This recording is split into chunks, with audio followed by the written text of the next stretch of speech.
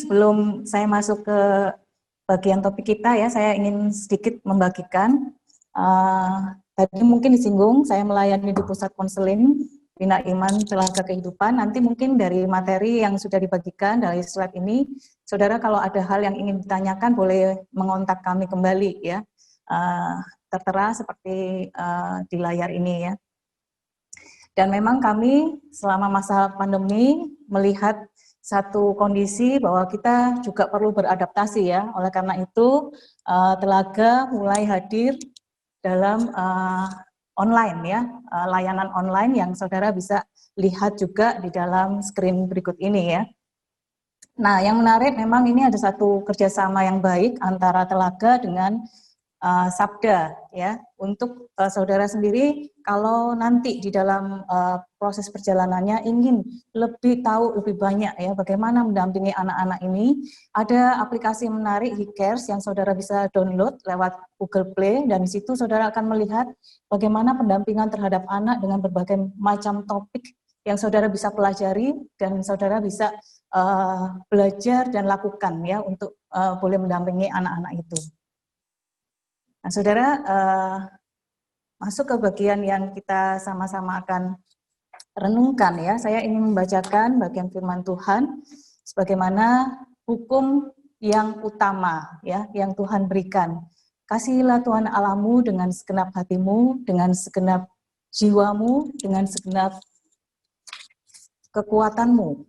Ya, saudara, hukum ini diberikan tentu untuk satu tujuan. Lebih lanjut, ini di dalam Ulangan 6 ayat 7 dan sampai yang ke-9 saya akan bacakan. Haruslah engkau berulang-ulang mengajarkannya berulang-ulang kepada anak-anakmu dan membicarakannya apabila engkau duduk di rumahmu, apabila engkau sedang dalam perjalanan, apabila engkau berbaring dan apabila engkau bangun.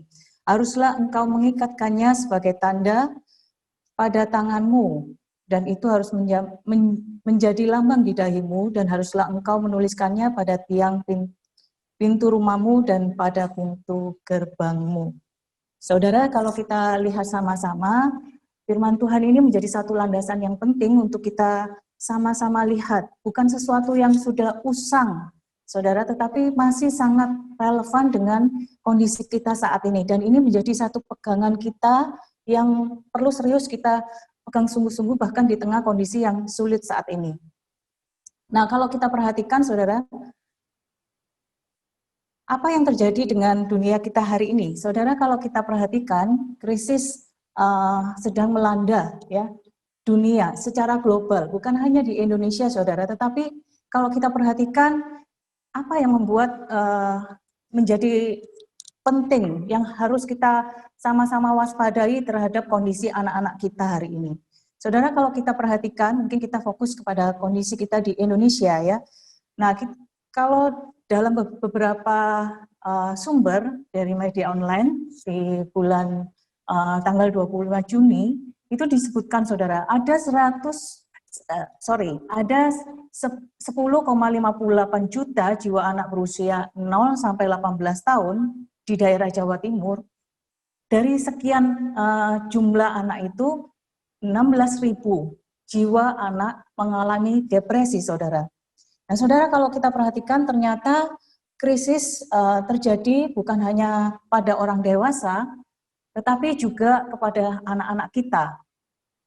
Nah, kondisi inilah yang penting kita sama-sama lihat, saudara. Kenapa? Karena bagian ini menjadi tanggung jawab kita bersama-sama ya.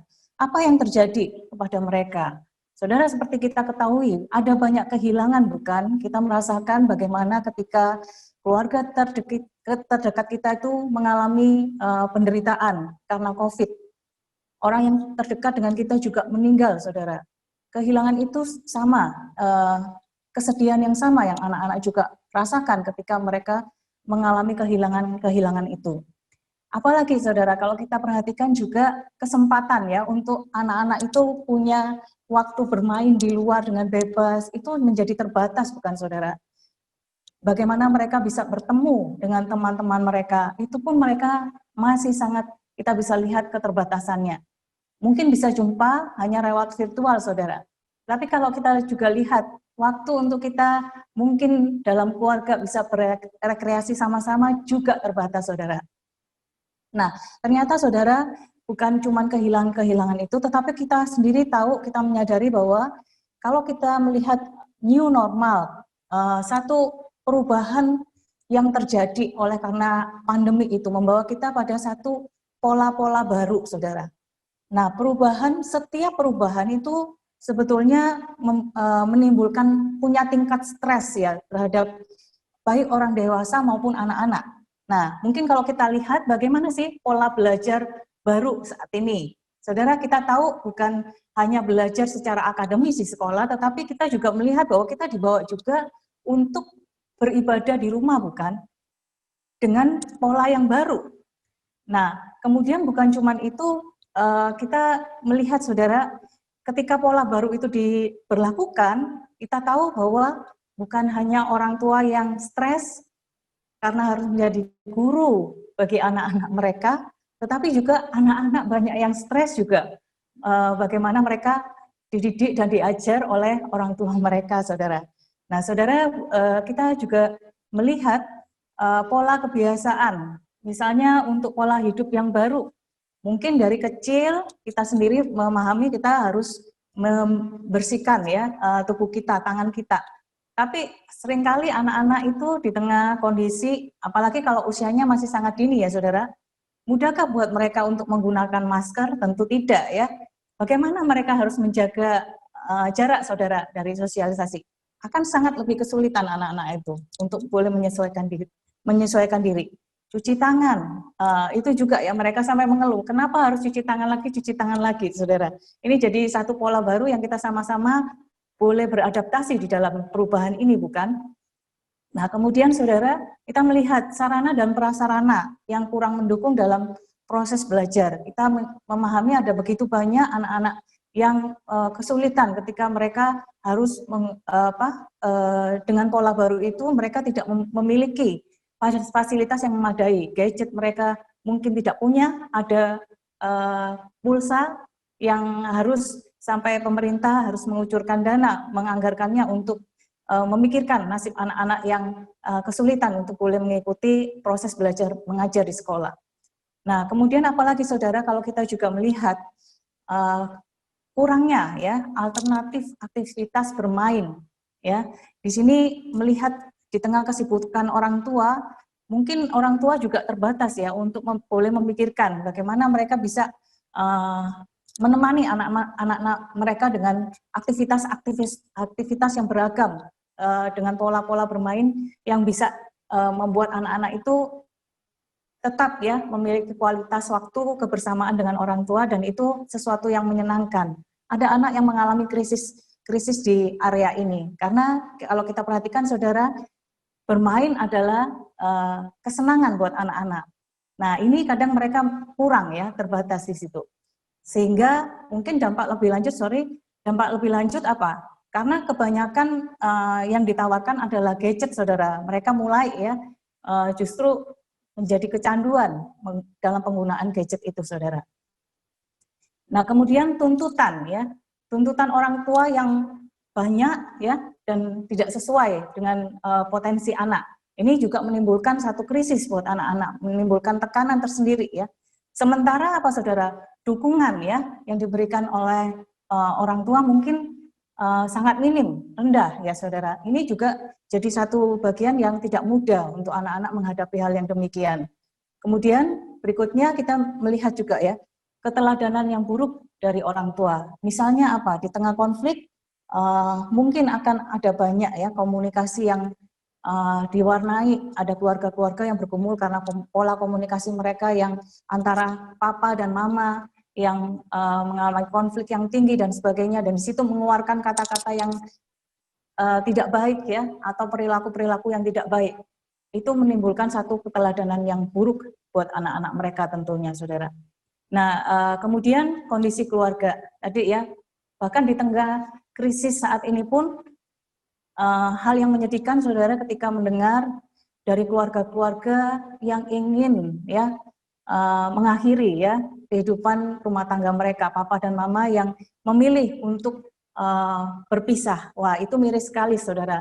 Belum lagi ketika anak-anak tahu ya, saudara, orang tua mereka harus kehilangan pekerjaannya ya. Stres dari orang tua tentu juga berdampak kepada anak-anak, saudara. Kemudian selanjutnya kurangnya peran orang tua. Sekali lagi mungkin orang tua yang tenggelam ya di dalam kesibukan mereka, pekerjaan mereka. Seakan-akan jadi tidak ada waktu ya, atau kurang waktu sekali untuk boleh mendampingi anak-anak mereka. Saudara, ini menjadi satu krisis yang kita perlu waspadai sama-sama, dan kita sekali lagi punya peran di dalamnya, saudara.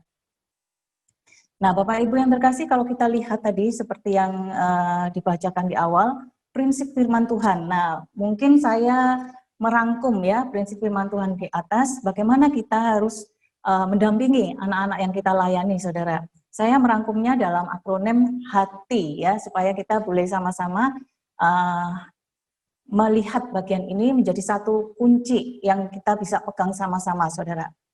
Hati ya, nah hati ke hati, saudara, satu prinsip yang sangat penting seperti yang tadi firman Tuhan katakan ya.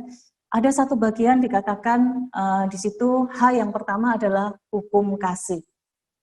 Firman Tuhan menjelaskan, saudara, kepada kita sekalian, kasihilah Tuhan Allahmu dengan segenap hatimu, dengan segenap jiwamu, dengan segenap kekuatanmu. Saudara, hukum kasih ini menjadi hukum yang terutama.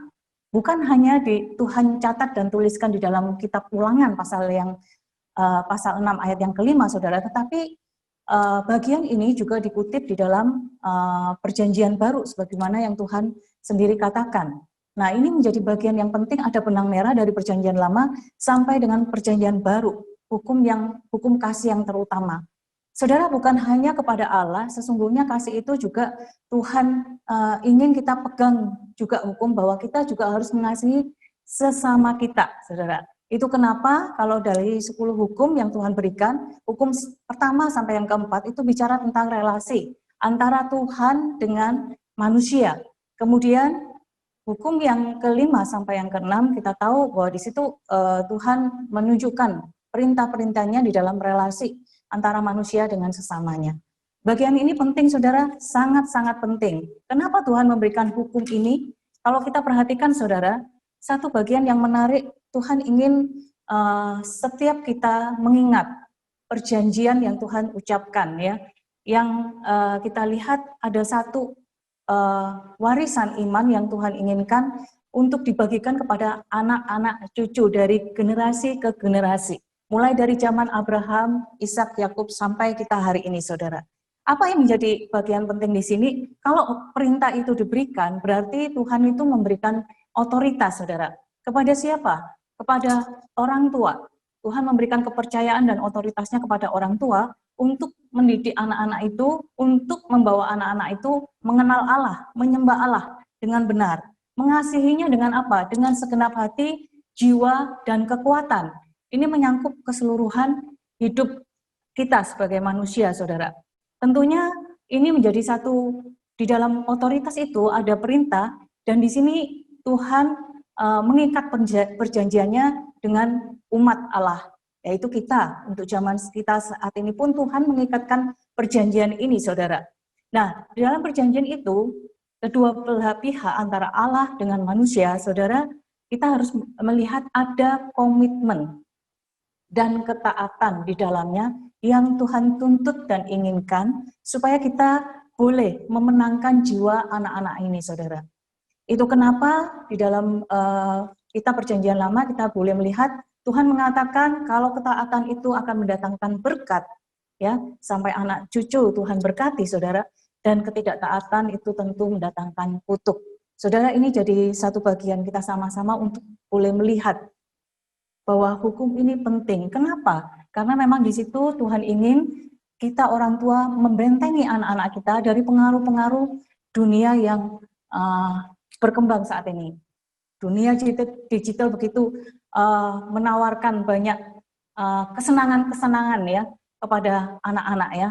Tetapi jangan sampai itu menjadi ilah-ilah ya yang palsu yang mengikat anak-anak kita, saudara. Ini menjadi satu landasan yang kita perlu pegang untuk membentengi anak-anak kita, jangan sampai anak-anak tergerus ke dalam pengaruh-pengaruh dunia ini, saudara. Nah, Bapak Ibu yang terkasih, kita juga boleh melihat sama-sama bagian yang lain. Bagian yang kedua ya, kembali di sini kita melihat ajaran firman Tuhan di situ, saudara. Kalau ajaran firman Tuhan ini menarik, saudara. Tadi dikatakan di dalam Ulangan 6 ayat 7 sampai 9 ya, kita melihat prinsip firman Tuhan ini masih berlakukah untuk kita saat ini? Apa pentingnya gitu, saudara ya? Nah, tadi saya sempat singgung, saudara, ajaran ini penting sekali untuk terus-menerus diajarkan. Sebagaimana Ulangan di sini mencatat, harusnya kita mengajarkannya secara berulang-ulang, saudara. Di dalam kitab tulisan Ibrani aslinya, saudara, kata mengajarkan ini artinya kata sanan ya, dipakai kata sanan yang artinya apa, saudara? Mengasah. Saudara, tindakan mengasah ini kita tahu ya, kalau seperti mungkin saya gambarkan, kalau kita mengasah pisau, saudara, bisakah kita hanya sekali saja melakukannya?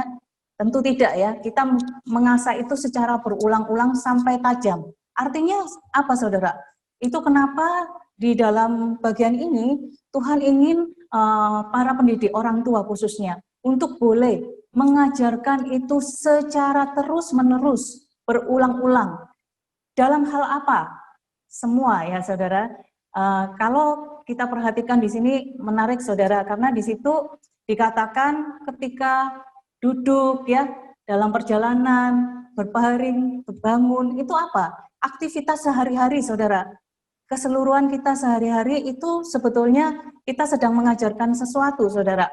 Memperkatakan firman Tuhan itu. Nah, menariknya, saudara, kalau kita perhatikan ya, tradisi kuno Yahudi itu mempunyai satu kebiasaan ya. Mereka itu kita lihat di situ, saudara, mereka biasa menggunakan simbol-simbol, saudara, yang mereka pakai ya. Di apa? Di dahi mereka, kemudian diikat di tangan mereka, saudara ya. Kemudian dipasang ya, ayat-ayat firman Tuhan itu ditempelkan di dinding-dinding ya, dinding-dinding rumah, bahkan di situ dikatakan pintu gerbang. Kenapa, saudara? Itu untuk mengingatkan mereka ya. Itu bukan semata-mata kalau kita boleh belajar, Tuhan tentu tidak menginginkan itu hanya semata-mata ritual, saudara, tetapi ada bagian yang penting untuk mengingatkan mereka siapa Allah ya yang mereka sembah. Ya, di situ dikatakan, makanya satu bunyi di dalam Ulangan 6 ayat 4 dikatakan, dengarlah hai orang Israel, Tuhan itu Allah kita, Tuhan itu Esa. Nah, bagian Shema ini dikumandangkan terus-menerus, saudara, untuk setiap umat mengingat ya akan pesan penting yang Tuhan tuliskan, saudara. Itu kenapa bagian ini, saudara, kita boleh lihat sama-sama ajaran firman Tuhan itu penting yang boleh menjadi landasan di dalam kehidupan sehari-hari.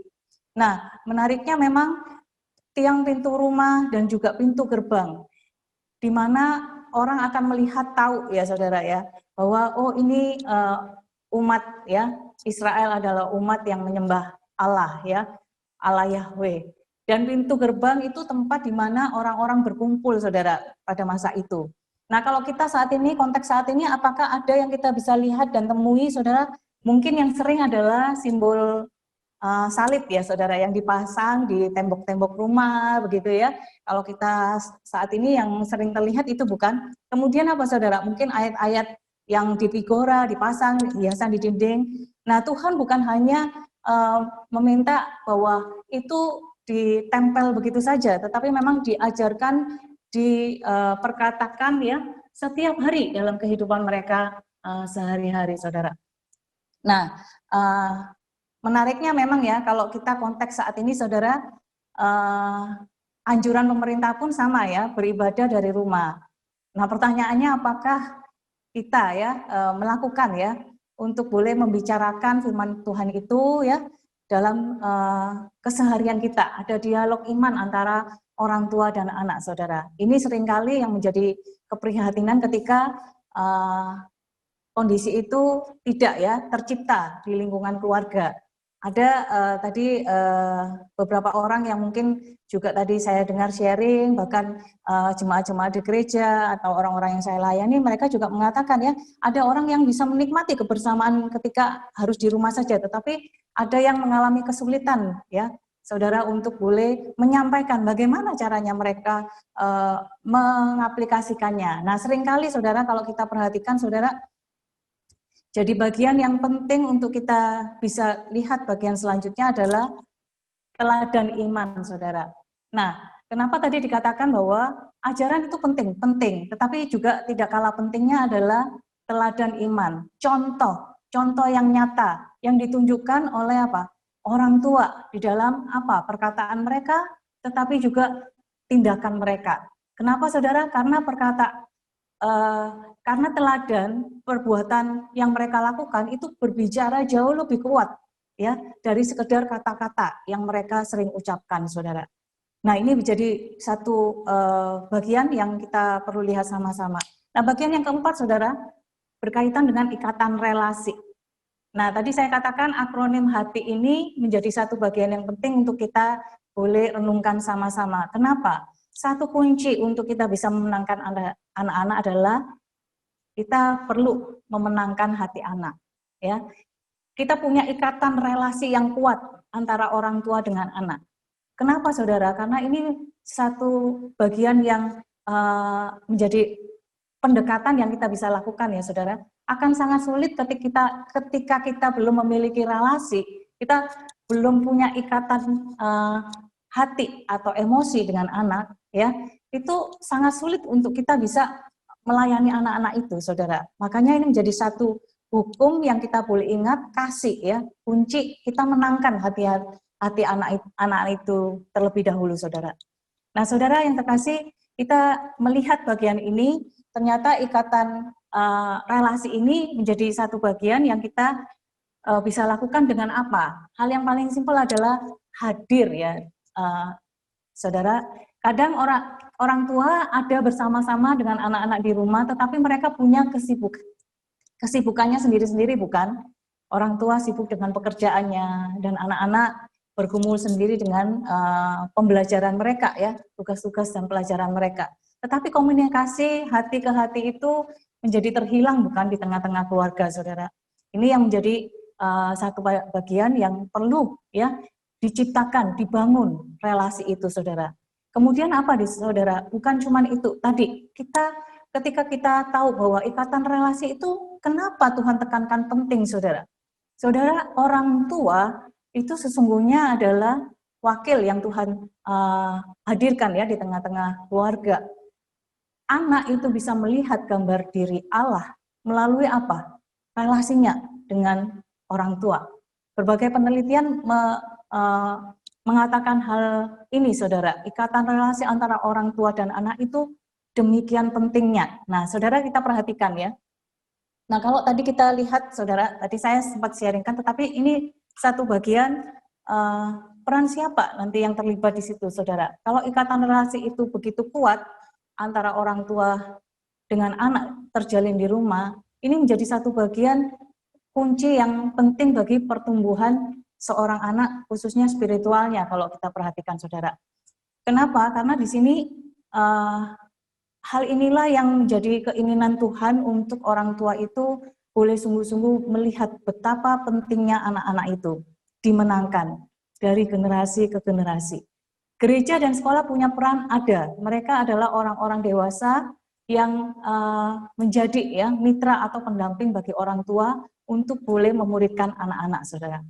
Nah, menariknya ya, saudara, ikatan emosi ya, bahkan pertumbuhan spiritual itu kita bisa lihat dari berbagai penelitian, saudara. Nah, kalau tadi dikatakan bahwa 5 tahun pertama, saudara, menjadi satu masa keemasan ya, yang kita boleh sama-sama gunakan dengan baik-baik kesempatan ini, peluang ini, saudara. Kenapa, saudara?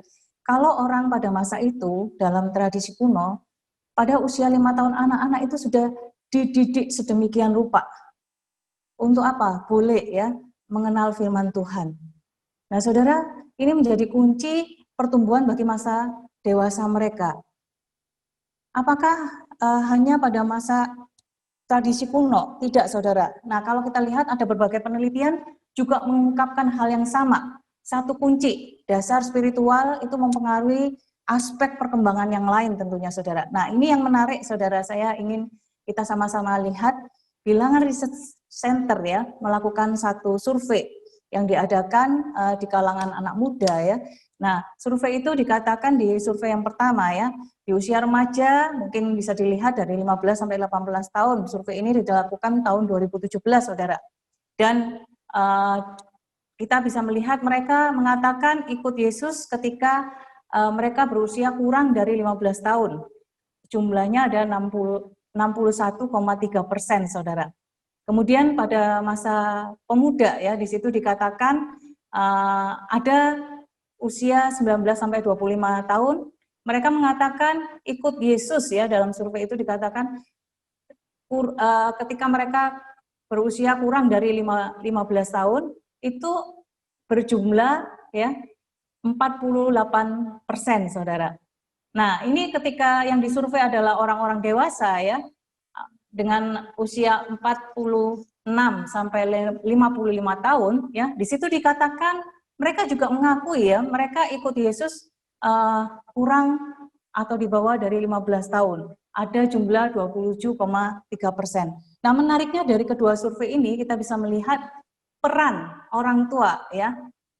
Dikatakan di survei yang pertama ya, 73,1% baik remaja maupun pemuda itu mengatakan ada keterlibatan orang tua ya dari keteladanan hidup mereka. Mereka melihat ya dan mereka dibawa untuk boleh percaya kepada Yesus. Kemudian di survei yang kedua dikatakan ada 50,5%. Mereka juga mengakui ada peran keterlibatan orang tua. Ada peran dari gereja dan sekolah ada, saudara, tetapi angkanya lebih dominan dari peran dari orang tua ini, saudara. Nah, saudara, saya ingin melihat bahwa bagian ini menarik kalau kita boleh tadi ya mengingat bagian hati itu ya, dari hati ke hati. Saya ingin mengenalkan satu pendekatan yang menarik untuk kita boleh lihat sama-sama ya. Konseling anak ya, ini tadi yang saya katakan, saya sangat tertarik untuk boleh mendampingin anak-anak ini melalui pelayanan konseling. Pelayanan konseling ini sebetulnya satu relasi ya yang kita bangun antara anak-anak itu, sehingga anak-anak itu boleh membagikan kisah hidup mereka ya, mereka membagikan pergumulan-pergumulan mereka, bukan seperti berbicara dengan orang dewasa di dalam proses konseling, saudara, tetapi melalui dunianya anak-anak bermain ya, saudara. Ada banyak tools, sarana yang bisa dilakukan, saudara. Saya yakin saudara bisa melakukannya di rumah ya. Nah, ini mungkin sekilas saya tidak akan bicara terlalu detail, tetapi mungkin lewat gambar-gambar ini, slide ini, saudara bisa terinspirasi dan mulai mendapatkan masukan untuk boleh mengembangkan pelayanan bahkan yang di gereja ya. Dan juga para orang tua bisa membuat bonding atau relasi ikatan emosi dengan anak ya. Nah, di sini ada banyak ini gambaran ruang konseling ya, saudara ya. Atau mungkin saudara punya ruang bermain untuk boleh bermain bersama dengan anak dengan alat permainan apa yang bisa digunakan ya, yang saudara punya ya. Nah, ini saya contohkan yang paling praktis, saudara. Gambar ya. Banyak anak-anak yang datang, saya hanya berikan kertas gambar begitu ya, dan mereka boleh menggambarkan ya melalui kisahnya mereka ya. Mereka boleh gambarkan bagaimana dengan siapa kamu di rumah. Biasanya mereka akan gambarkan, saudara, papa mama ya, dan itu mungkin ada mereka di situ ya. Nah, saudara bisa menangkap ya melalui gambar ini. Nah, ini kebetulan gambarnya smiling ya, tersenyum ya. Gimana sih memang hari ini kita enggak membahas terlalu detail apa yang gambar itu katakan ya, yang bisa gambar itu ceritakan atau pesankan kepada saya mungkin waktu saya menjadi konselor mereka ya. Ada banyak yang mereka kemudian dari gambar itu mereka bisa ceritakan ya, bagaimana ketika mereka di rumah bersama mama, bagaimana ketika mereka bersama dengan papa mereka, begitu ya, saudara. Nah, ini sangat menarik, saudara. Mungkin di lain kesempatan kalau kita mau belajar sama-sama bisa lebih detail untuk belajar pendekatan ini ya. Nah, kemudian ini saudara, Play-Doh ya, Play-Doh. Nah, saya yakin ini mudah ya untuk saudara bisa dapatkan ya, bermain ya. Kalau tadi lewat gambar, ini lewat membentuk sesuatu saudara. Sama ya, boleh kisahkan tentang keluarga mereka, atau mungkin ada anak-anak yang boleh menceritakan bagaimana mereka ketika di sekolah. Nah, biasanya anak-anak ketika mengalami bullying, ya, tidak punya teman di sekolah, mereka bisa menceritakan lewat Play-Doh ini, saudara. Kemudian apa? Lewat karakter binatang. Nah, ini binatang-binatang yang mereka bisa mainkan ya untuk menggambarkan bagaimana sih mereka sehari-hari. Nah, seperti ini saudara, sama-sama bisa kita coba ya nanti ya. Kalau saudara ini punya, saudara bisa mainkan. Nah, kemudian boneka tangan saudara. Apa yang menarik saudara? Nah, karena lewat sekali lagi boneka ya, sesuatu yang menarik, yang anak-anak itu bisa mainkan dan mereka boleh cerita sesuatu ya. Terkadang saya pakai ini saudara untuk ponakan saya menyapa, gimana kamu hari ini gitu ya. Nanti dia akan menceritakan ya apa yang dia rasakan. Dan ini bisa saudara pakai ya dan gunakan saudara. Kemudian kartu emosi ya dan mainan rumah-rumahan. Kalau nggak ada mainan rumah-rumahannya gimana? Terserah ya, mau pakai kardus, mau pakai sesuatu yang lain, bebas saudara. Dan kartu emosi itu apa? Itu semacam kartu, nanti sebetulnya saudara bisa download di internet ya, ada kartu-kartu emosi, gambar-gambar misalnya emoticon ya, yang saudara bisa print ketika sedih, ketika mereka marah ya, itu disusun di meja begitu saudara. Terus biasanya saya akan mengambil satu kartu ya, saya ambil satu kartu dan anak-anak itu boleh ambil kartu mereka. Tentunya ada cara saudara bagaimana mereka boleh bagikan. Misalnya saya membawa kartu smiling ya saudara. Lalu saya katakan hari ini Ibu senang sekali. Nah, saya tunjukkan kartu smile itu saudara. Senang sekali. Kenapa? Karena hari ini Ibu bertemu dengan teman-teman ya. Nah, nanti dia boleh ceritakan kisahnya saudara. Nah, ini menarik saudara. Bisa saudara coba dan saudara praktekkan di rumah saudara ya. Nah, saudara mungkin itu yang ingin saya bagikan, tetapi kalau mungkin nanti apa yang saya sampaikan ini masih saudara ingin tanyakan dan diskusikan hari ini sangat menarik, saya siap untuk boleh berdiskusi dan berbagi.